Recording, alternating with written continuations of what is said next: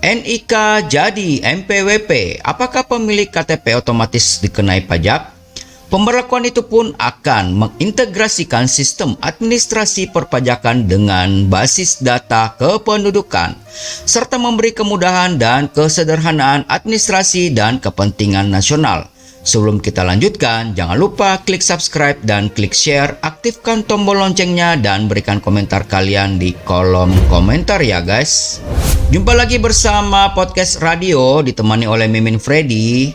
NIK jadi MPWP, apakah pemilik KTP otomatis dikenai pajak guys?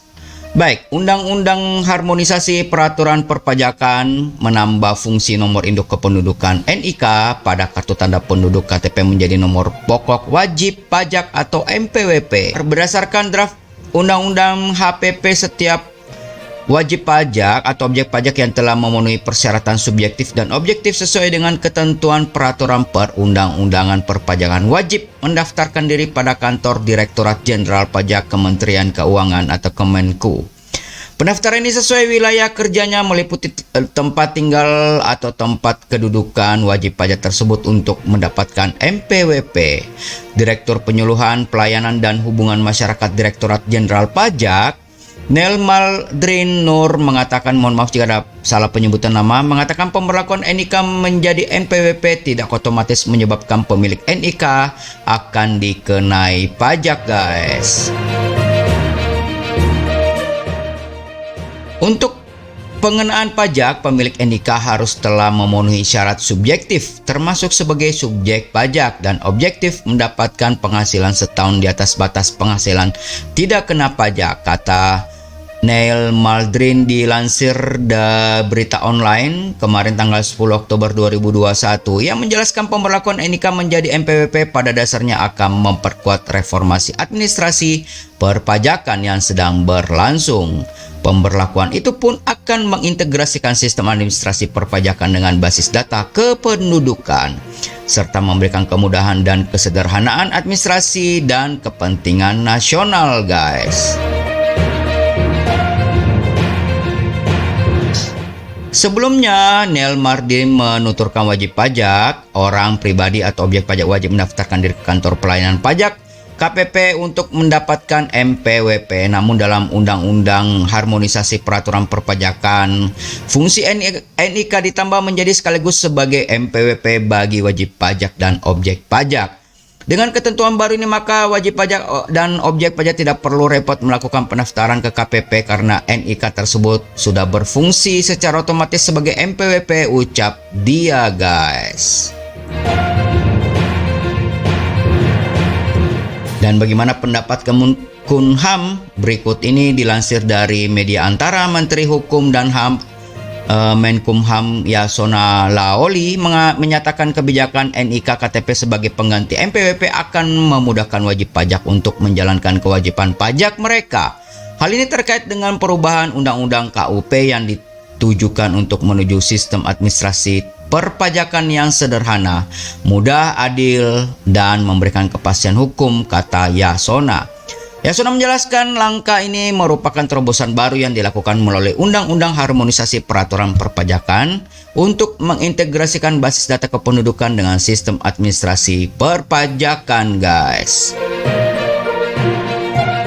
Menurutnya, para wajib pajak akan semakin mudah dalam menjalankan hak dan melaksanakan kewajiban perpajakan mereka jika MPWP diganti dengan NIK. Meski demikian, ia menegaskan menggunakan NIK tidak berarti semua warga negara Indonesia wajib membayar PPh, namun tetap memperhatikan pemenuhan syarat subjektif dan objektif untuk membayar pajak. Syarat warga negara Indonesia yang wajib membayar PPh adalah orang pribadi yang mempunyai penghasilan setahun di atas PTKP atau orang pribadi pengusaha mempunyai peredaran bruto di atas 500 juta dalam waktu 1 tahun. Dalam Undang-Undang HPP, pemerintah menaikkan batas penghasilan kena pajak PKP orang pribadi dari sebelumnya 50 juta menjadi 60 juta dengan tarif PPh sebesar 5%. Di sisi lain, pemerintah turut mengubah tarif dan menambahkan lapisan pajak penghasilan orang pribadi sebesar 35% untuk penghasilan kena pajak di atas 5 miliar. Sementara untuk penghasilan tidak kena pajak PTKP tetap, yaitu 4,5 juta per bulan atau 54 juta per tahun untuk orang pribadi lajang, dan tambahan 4,5 juta diberikan untuk wajib pajak yang menikah, serta ditambah 4,5 juta untuk setiap tanggungan maksimal 3 orang, guys. Yasona menyatakan masa pandemi COVID-19 memberikan momentum dan sudut pandang baru dalam menata ulang serta membangun fondasi baru perekonomian, termasuk menata ulang sistem perpajakan.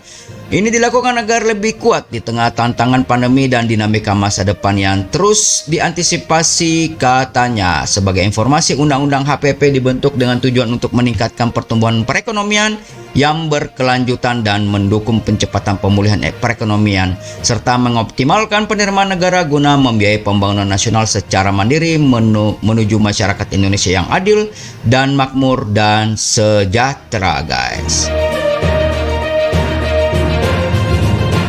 Kemudian mewujudkan sistem perpajakan yang lebih berkeadilan dan berkapasitas hukum, melaksanakan reformasi administrasi, kebijakan perpajakan yang konsolidatif, perluasan basis perpajakan, dan meningkatkan kepatuhan sukarela wajib pajak. Maka dari itu, untuk mencapai tujuan tersebut, Undang-Undang HPP mengatur kebijakan strategis yang meliputi perubahan Undang-Undang Nomor 6 Tahun 1983 tentang ketentuan umum tata cara perpajakan sebagaimana telah beberapa kali diubah, terakhir dengan Undang-Undang Nomor 16 Tahun 2009. Selanjutnya, perubahan Undang-Undang Nomor 7 Tahun 1983 tentang pajak penghasilan sebagaimana telah beberapa kali diubah, terakhir dengan Undang-Undang Nomor 36 Tahun 2008, serta perubahan Undang-Undang Nomor 8 Tahun 1983 tentang pajak pertambahan nilai barang dan jasa dan pajak penjualan atas barang mewah sebagaimana telah beberapa kali diubah, terakhir dengan Undang-Undang Nomor 42 Tahun 2009. Undang-Undang HPP juga mengatur kebijakan strategis seperti pengaturan mengenai program pengungkapan sukarela wajib pajak, pengaturan mengenai pajak karbon, dan perubahan Undang-Undang Nomor 11 Tahun 1995 tentang cukai sebagaimana telah diubah dengan Undang-Undang Nomor 39 Tahun 2007, guys. Demikian, guys, podcast kita hari ini. Jangan lupa klik subscribe dan klik share, aktifkan tombol loncengnya, dan berikan komentar kalian di kolom komentar ya. Sampai jumpa pada podcast berikutnya.